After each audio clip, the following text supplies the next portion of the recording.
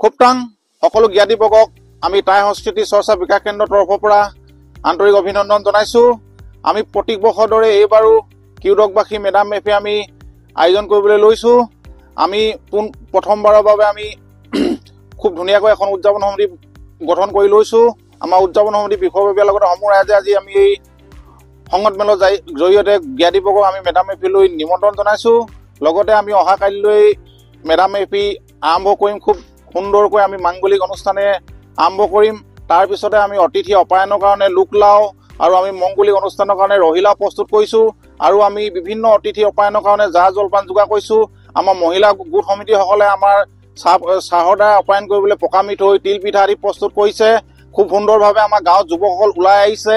গাহৰি মাংস খুব গাঁৱলীয়া আমাৰ টাইসমূহ পৰম্পৰাই খুব কম মছলাযুক্তভাৱে ৰান্ধিবলৈ তেওঁলোক সাজু হৈছে। ইতিমধ্যে আমাৰ গাঁত খান্দিছে তেওঁলোকে।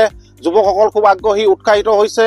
লগতে আমি এখন মুকলি সভা আমি আয়োজন কৰিম খুব সুন্দৰকৈ। আমাৰ মাজত আহিব মানচাও পবিত্ৰ মোহন ফুকন, তেওঁ হৈছে সদৌ অসম বিহু সুৰক্ষা সমিতি কাৰ্যকৰী সভাপতি। লগতে টাইসমূহৰ কলা কৃষ্টি নৃত্য আদি তেওঁ শিক্ষক।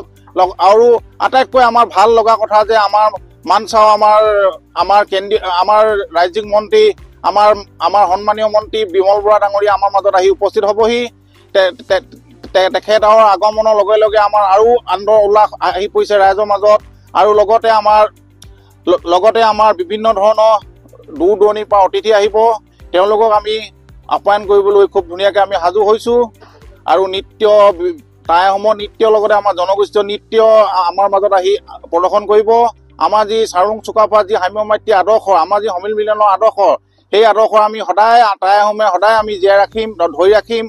আমি টাই আহোম হিচাপে আমি যি নিজৰ কলা কৃষ্টি আমি প্ৰতিষ্ঠা কৰিম। লগতে আমি স্বৰ্গদেউ চাউলুং চুকাফা নীতি আদৰ্শ আমি জীয়াই ৰাখিম। সেই হেতুকে আমি বিভিন্ন আমাৰ লেচেৰী দল, আমাৰ টাইমৰ লাইনুং খাপ নৃত্য আদি আমি আমন্ত্ৰণ কৰিছো। তেখেতলোকে আহি আমাৰ নৃত্য প্ৰদৰ্শন কৰিব। গতিকে সকলো ৰাজ্যকে আমি সাদৰেৰে আমন্ত্ৰণ জনাইলো।